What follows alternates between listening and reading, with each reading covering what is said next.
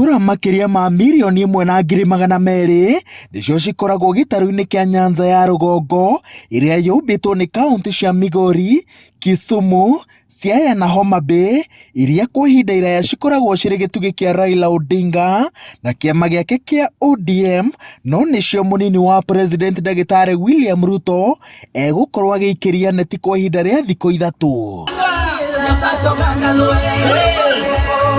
Agicemania na atongoria a matura na sekta itiganite kaunti-ini ya Kisumu, munini wa president augite ati nieharirie kugathika mitaratara ya kurehe mogaruruku sekta-ini iria cikoretwo ciri gitugi gia utonga wa gitaru giki ta utegi wa thamaki uria utwarithagio na mbere iria-ini ria Victoria na urimi wa igwa uria ukiriire Awendo na matura matiganite ma kaunti cia Migori na Homa Bay.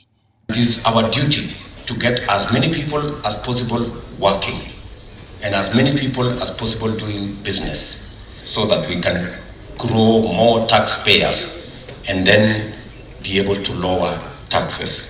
Munini wa president augite ati neharirie gwikiranira ngirimiti ya ukuria wa kaunti ici cia Nyanza ya Rugongo niguo aikia kura magakorwo na kindu gia kumurandura nakio handu ha ciiraniro citakinyanagira.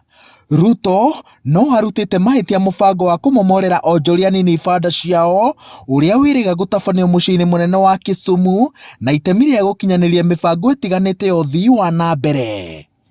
This region can actually be the region that can grow for us what we can use to close the gap of imports of close to 180 billion Kenya shillings.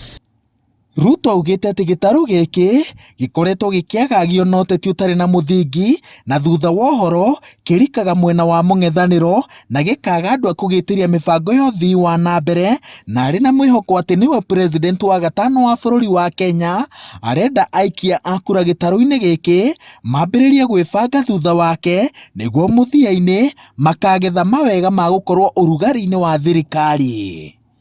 You vote for your interests.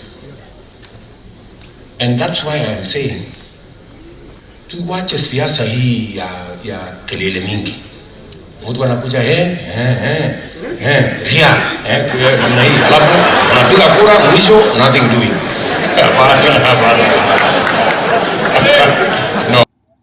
Munini wa president no erite aria mari mawathe ati kiama kia UDA gitikametia marihi o mothe niguo magakorwo na kiharo kiiganaine na aria angi marenda kuhuranira iturwa o ciothe githurano-ini kia mwaka wa 2022.